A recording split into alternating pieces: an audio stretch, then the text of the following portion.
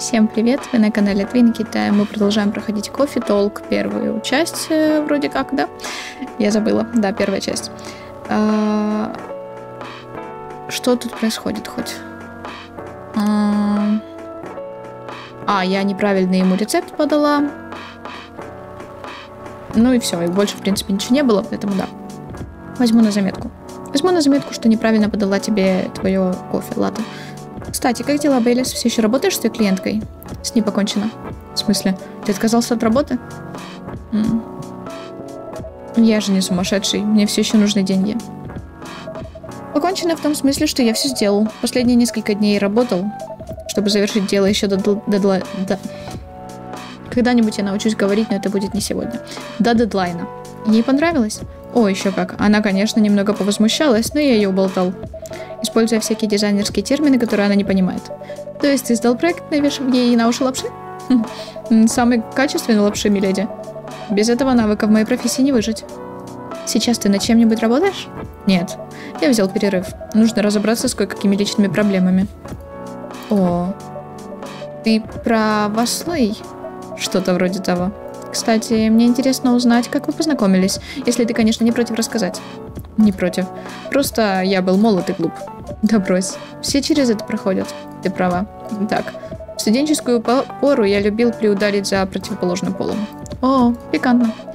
На ту пору я гонялся за подругой девушки моего тогда еще лучшего друга. Стоп, что? Ладно, повторю помедленнее. Когда-то у меня был лучший друг Инкуб. Так. Пусть будет Вискарь. У Вискаря была девушка. Пока понятно. А у его девушки была подруга Суккуб. И я гонялся за этой подругой. Окей. Поняла. Она была самой сексуальной среди всех девчонок, но серьезных отношений с ней заводить никто не собирался. Почему? Дело в том, я не хочу вдаваться в подробности, но она была невероятно сексуальной, с ней хотели переспать все парни.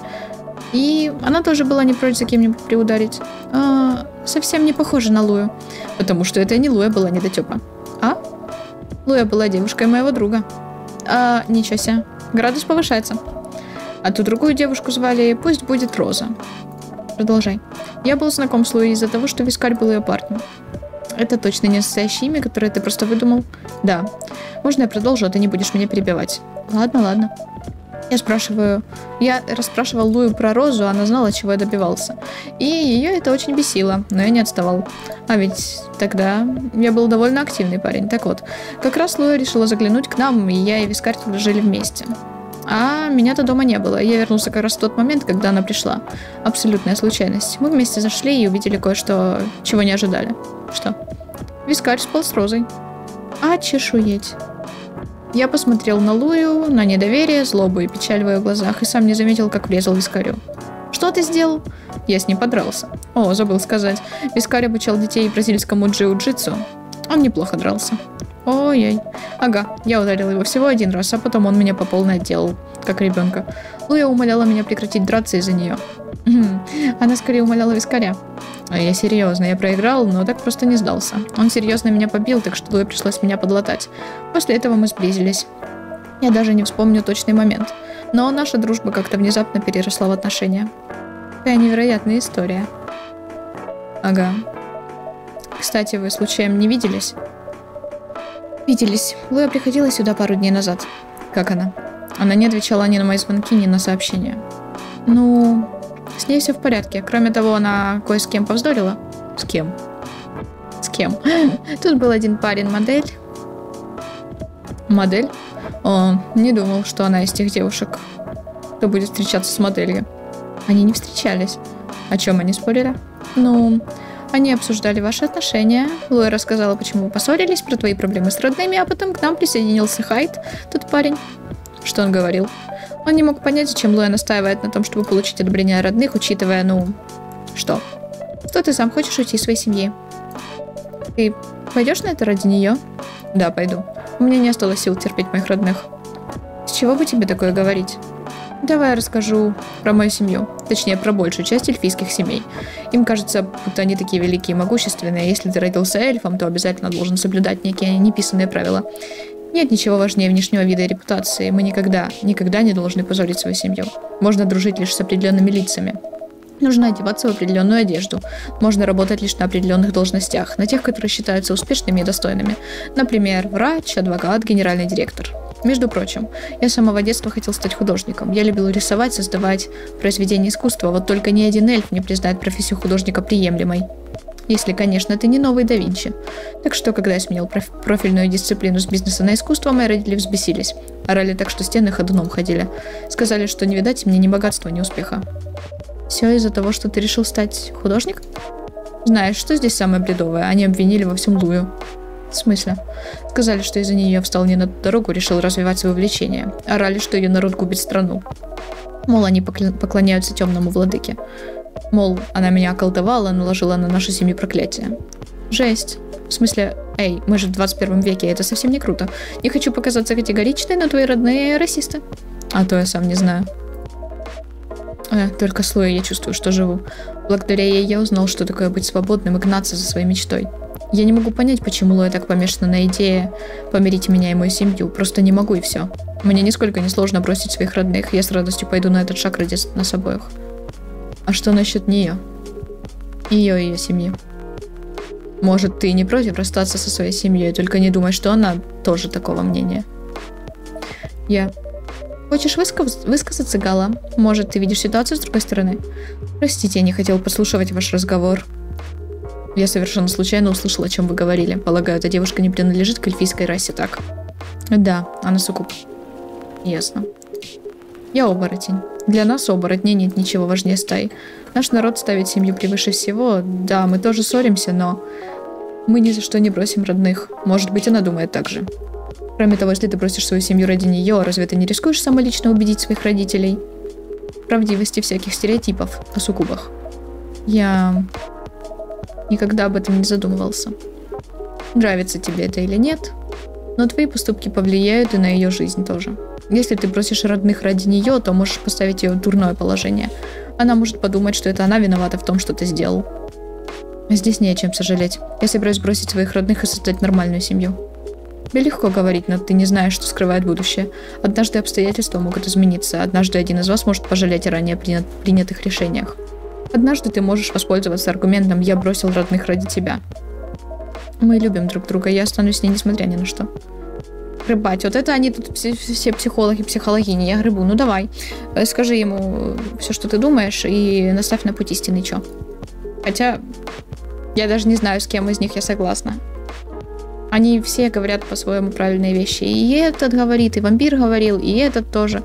И у всех как бы своя правда, так что... Так что да, с кем бы я была бы согласна больше. Я понимаю его. Бросить своих родных, которые не ведут себя как настоящая родня, которые ведут себя просто как люди, которым, ну, мягко говоря, поднасрать на тебя.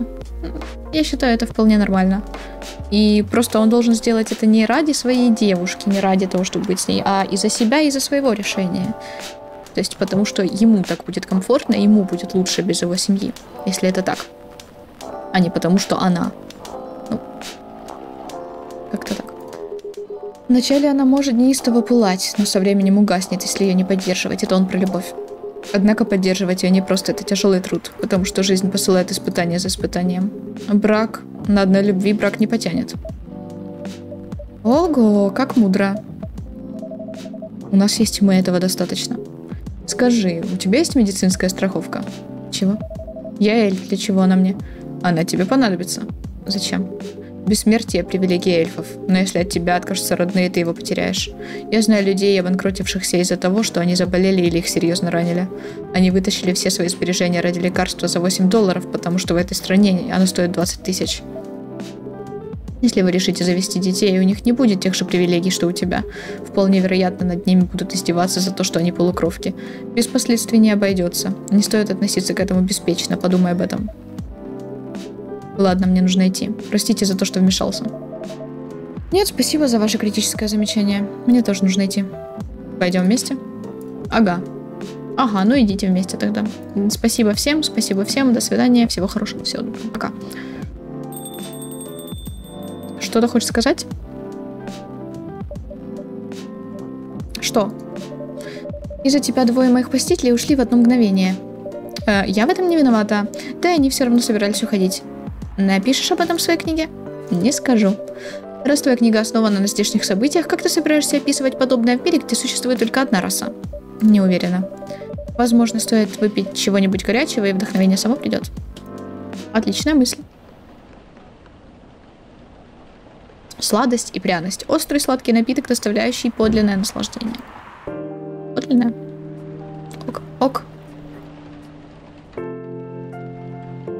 Я хочу бургер. Я не знаю, зачем я это сказала, просто факт. Вторник, 29 сентября. Почему я вечно хочу есть? ВОЗ дала обещание остановить незаконную продажу гневоутоляющего крупным больницам. Это что за мем? Коучелла 2020. 10 причин пойти. Возможно, уже через пару десятилетий мы проведем первое спортивное состязание в космосе. О, привет, опять вы. Он все такой же. Угу. Если честно, не ожидал, что встреча со старым знакомым может обернуться чем-то приятным. Спасибо, что заставил пойти. Не за что. Валари, у меня еще заказ, как обычно. Продолжаем экспериментировать? Да. Знаешь что? Попробуй добавить в свой рецепт молоко. Ладно. Знаешь, что делать? Какой рецепт? Я не помню, что ты хочешь.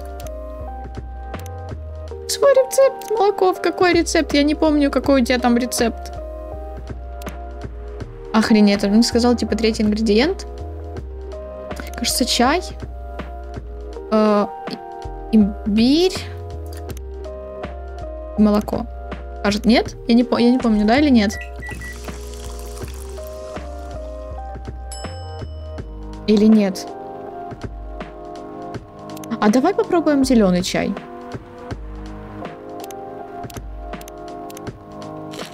Я не знаю. Да не получается, не появляется надпись, название. Мне кажется, название бы появилось. Чай.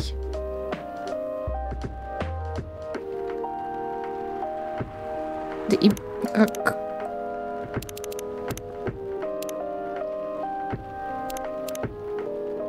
Я не знаю. Прям реально. Я тебе сделаю это, будешь пить. Не понравится, ну, значит, не понравится, потому что я не понимаю, что ты мне хочешь.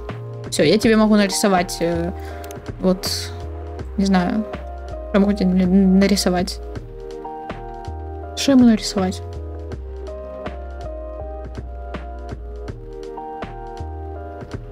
Что это? Ой, очень странно.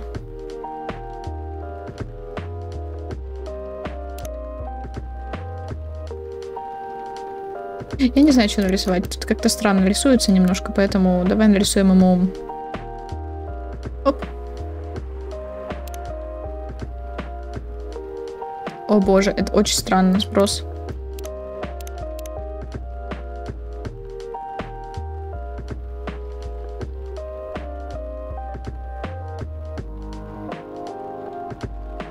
Вот, пожалуйста, хоп.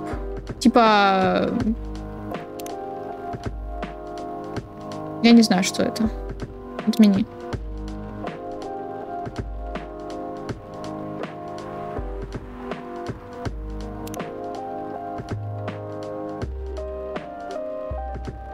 Типа, я просто пытаюсь что-то нарисовать, но оно действительно странно рисуется, типа.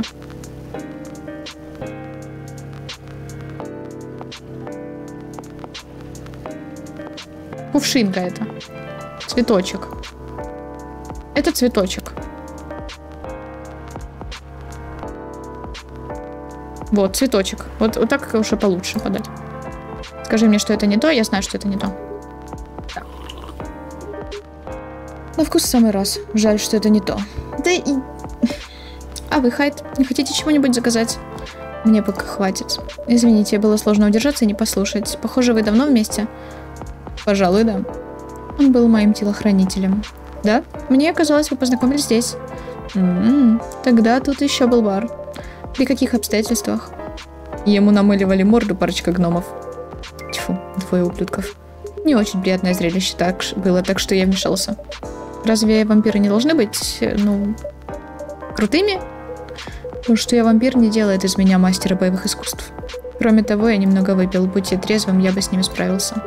Немного, серьезно. Ты был невероятно пьян, Хайд. Им сказал, что я твой телохранитель. Погодите, вы не были его телохранителем? Тогда еще нет, я даже не знал, кто он. Но из-за всего того переполоха нас обоих выставили за порог. Затем этот в стельку пьяный вампир пристал ко мне. Как... Ну, в общем, ты понимаешь. Он, очевидно, был слишком пьян, чтобы садиться за руль. Так что я поймал такси. Оказалось, он был так пьян, что даже не смог назвать свой адрес. В итоге я застрял в его компании до утра. Спасибо, что не бросил меня на улице, Гала. Те гномы могли бы и убить меня. Что это были за гномы? Не буду ничего утверждать, но они могли быть как-то связаны с мафией. Я мог проиграть часть денег на их бирже. Немалую часть. Они хотели, чтобы я отмыл для них деньги. Так что я решил им насолить. Я слышал о том, о чем они говорили еще до драки. Я знал, что Хайд был невиновен, вот и вмешался. Может, он и надоедливая сволочь, но точно не вор. В столь трудную минуту ко мне снизошел ангел-хранитель. Какая удача. В общем, следующим утром я уже всерьез предложил ему работу телохранителя. После всех неудобств, которые я из-за тебя перенес. Эй, я тебя на завтрак пригласил. Не говори, что ничего не значило. Признаюсь, гордиться здесь нечем. Я был на мели, отказаться от такого предложения просто не мог. Подчеркивая, все происходило в 60-х. Найти работу было непросто, особенно таким, как я. Оборотнем? Ветераном военных действий. О, ясно. Как вы после работы телохранителя устроились в больницу? Ну, когда он со мной работал, я заметил... Хайд, давай опустим эту часть разговора. Прости, но я не хочу вдаваться в подробности. Все нормально. Простите за бестактность. В 2 словах я, пожалуй, все-таки расскажу. В общем, он мне помог кое-что уладить, скажем так, кое-что связанное с моим прошлым. Благодаря его помощи я вновь нашел то, ради чего стоит жить. Я решил помогать людям. Оборотень, бывший военный, не мог просто взять и стать врачом или медбратом. Поэтому я устроился на должность администратора. Можно сказать, что я вот этому парню жизнью обязан. Точнее, его упрямому желанию помочь мне в момент нужды. Спасибо, что поделились своей историей. Необычное у вас прошлое. Это точно. Ладно, Валерия, я готов сделать заказ. Можете приготовить какой-нибудь теплый освежающий чай? Теплый освежающий чай какой-нибудь. Теплый освежающий. Покажи мне чай хоть.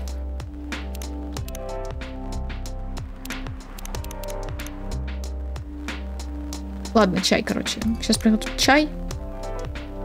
Теплый, освежающий. Сброс. Теплый.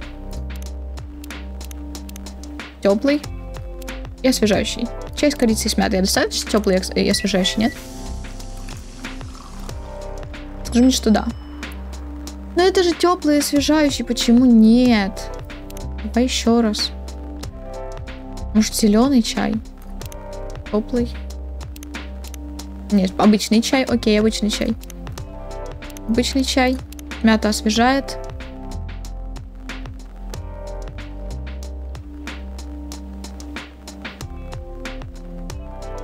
Блин. Мята и лимон может. Ой, а какой я до этого делала? Я забыла. Нет, мне тоже не нравится. Чай. Теплый. Нет, сбрось. Чай. Вот, корица точно. Но освежающий. Что освежающего добавить тебе, скажи мне? Но освежающий тут только...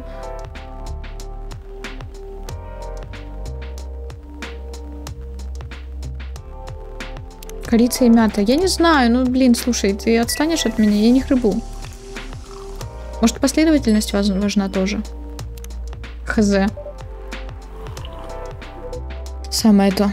Ну, раз самое то, то отлично. Кстати, похоже, сегодня кое-кого нет. Она сегодня не заходила. Что, вот она и зашла? Помяни черта. Привет, 2 хороших человека. И 1 вампир. Тоже рад тебя видеть. Фрея. Кстати, мы только что тебя вспоминали. Правда? Чего же? Всего лишь удивился, не увидев тебя здесь. Это ты так пытаешься подцепить девушку, которая тебе во внучку годится? Со мной такое не пройдет. Меня прикалывает их вот взаимодействие вот этих двоих. Такие забавные, да. Забавные. Ты меня не интересуешь. У меня, знаешь ли, высокие требования. Ах ты! Фрея, у тебя усталый вид. Тяжелый рабочий день. Как ты догадался? Считай это волчьим чутьем. Ну да, Велори, спасибо за помощь с черновиком. Твои замечания были очень полезны. Это хорошо. В общем, я провела целый день, переписывая материалы, а еще написала парочку статей для газеты. В целом день удался, кстати, за газету. Опа, тут что-то новое появилось. Хайт. Коротко обо мне. Работаю в агентстве «Заблудшие ангелы», уже не молод, но все еще в поисках истинного смысла жизни. Это мы знаем, вот. Что я люблю? Мысль о том, что я уже 10 лет как не пью кровь. Как я прожигаю свою жизнь? На данный момент работаю моделью. В прошлом торговал ценными бумагами, был предпринимателем, занимался венчурными инвестициями. Еще кто-то? Нет? Мы не прочитали сегодняшнюю вечернюю молву. Вот что я забыла. Да. 2 великих одиночества от Фрейя. Полночь. Тихое посапывание остывающего двигателя сменяется отражающимся в кромешной тьме от голых стен и протестующим против насильственного закрытия скрипом поржавевших ворот гаража. Убедившись, что ворота плотно закрыты, юноша направляется к своему дому, зная, что сейчас встретится с ней. И из недели в неделю, из ночи в ночь, его на этом самом месте в это же самое время ждет кошка, и он улыбается каждый раз, завидев ее. Мяу. Зовет она, требуя перейти к ритуалу, происходящему из ночи в ночь на этом самом месте в это же самое время. Он подходит к кошке, стараясь сдержать смех, чтобы ненароком не обидеть пушистое создание. «Ждешь меня, да?» Подзывает ее к себе юноша, наклоняясь, чтобы погладить. Но кошка не может усидеть на месте. Она все снует вокруг, тянется к нему, опираясь на задние лапы, трется головой об ноги, всем своим видом показывая привязанность и удовольствие от их ночных встреч. Но вот юноша решает, что пора заканчивать, встает и уходит в дом, закрывая за собой дверь. А кошка, в свою очередь, прекрасно понимает, что ничто не вечно, молча удаляется, и они оба возвращаются к своей привычной жизни. Он так и не забирает ее к себе домой, а она даже не пытается пойти за ним, потому что ему ей совершенно ясно. У каждого своя дорога. Я не совсем понимаю, конечно, смысл этих статей. Они просто как такое небольшое дополнение, которое мы можем прочитать по приколу. Вроде как они не особо связаны между собой или... Ну, типа, может, пофилософствовать, чтоб... Вот, возможно, да, возможно, такой вариант. Философские мысли, так сказать. В целом день удался. Это, конечно, замечательно, но не забывай отдыхать. Когда работа идет хорошо, очень легко увлечься. Хорошо. Кстати, о работе. Как администрируется? Рэй, мне кажется, так никто не говорит. Вообще не особо представляю, чем ты себе в больнице занимаешься. Да ничего интересного. В основном занимаюсь организационно-аналитическими моментами. Например, прикидываю наши доходы с учетом всех кадровых расходов. В мои обязанности также входит работа с пациентами и их близкими. Если первым требуется интенсивная терапия, например, после операции, я смотрю, какие им понадобятся услуги и во сколько они обойдутся. Значит, подсчитываешь цену здоровью. Можно и так сказать. Черт, похоже, это весьма непросто. Поэтому я подхожу на свою должность. Тем, кто слишком сильно привязывается к пациентам, пришлось бы тяжко. Я бессердечным, вроде сидящего рядом со мной, куда легче. Они на все смотрят лишь с точки зрения бизнеса. Точно подмечено. Почему люди почти не осуждают подобные профессии? Полагаю, большинство не замечает, что мы есть, и не задумывается, нужны ли мы. Именно. Такая интересная профессия, но никто о ней не вспоминает. Может быть, все из-за того, что мы редко говорим о своей работе вне стен больницы. Почему? Лично я не знаю, зачем мне это делать. Так или иначе, моя работа касается личной жизни пациентов. Какая преданность и профессионализм. Хорошее качество, которым могла бы поучиться некая сидящая рядом девушка. Ах ты...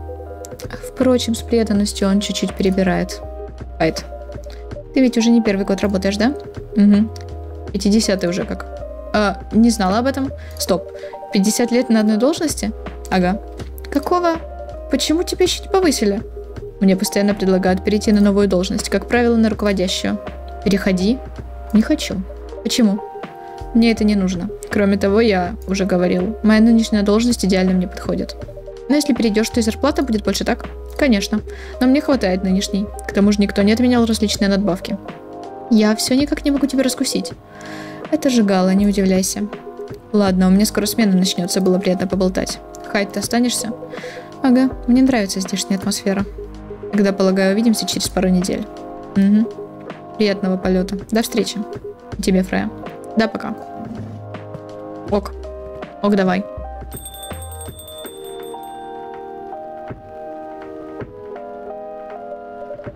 Знаешь, весьма не просто верится, что вы с Галой можете быть лучшими друзьями. Мы как раз об этом говорили, пока тебя не было. Правда? Блин, я пропустила интересный рассказ. Так, как вы познакомились? Мне что, все снова рассказывать? Да. Ну ладно, тебе-то все равно никуда не собирался, так ведь? Ладно, начнем. Когда мы встретились, здесь еще был бар. Ну и, короче, он рассказал. Ого. Ого, не знала, что Гала служил. Ну да, он довольно крепкий, так что мог бы служить на передовой. Но почему он так резко перешел от, как бы сформулировать, от работы мышцами к медицине? В данный момент он отвечать на этот вопрос не готов. Ну ты же знаешь, так? Пытаешься вытянуть из меня подробности? Естественно. Он не хочет об этом рассказывать. Но ты ведь не он. Серьезно. Да брось. Я не буду вдаваться в подробности. Но война. Она застревает у тебя в голове. Ох. Теперь понимаешь, почему Гала не хочет об этом разговаривать? Нет, но ему наверняка было тяжко, особенно тогда. Единственное, в чем он не сомневался, это в своих мышцах. Так что он занимался только физическим трудом. Только избавиться от травмы это ему не помогло, так? Конечно, нет. Но больше он ничего не умел, ну, если ему так казалось. Ну, или ему так казалось. Но ты ведь нанял его из-за его мышц? Я тогда знать не знал, что с ним что-то было не так. Кроме того, он неплохо выполнял свою работу. Мы на тот момент еще не успели сблизиться, так что ничего личного. Мне нужна была его сила. Но затем я им заинтересовался. Заинтересовался? Мне кажется, он любопытный человек. Вот и все. Спустя несколько месяцев я заметил его проблему. Предложил ему обратиться к кому-нибудь за помощью. Но он отказался. Неудивительно. Но я, можно сказать, подтолкнул его. Как? Не буду вдаваться. В конце концов, он обратился за профессиональной помощью. Я, конечно, без понятия, как там все проходило, но в итоге он вновь обрел смысл жизни. Перестал работать на меня. Вскоре устроился в больницу. Он работает... Опа! Блин, я совсем забыла про этого космонавта. Реал, точняк, блин. Я реально забыла про него. Слушай, а давайте, наверное, на этом сохранимся и закончим. Типа как раз пока еще день не закончился, и, наверное, сейчас еще будет какая-то часть разговора, и у нас как раз есть возможность остановиться не посредине разговора, а плюс-минус на новом ее этапе.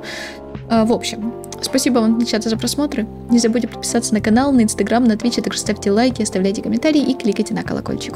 Всем отличного настроения и до встречи в следующих видео.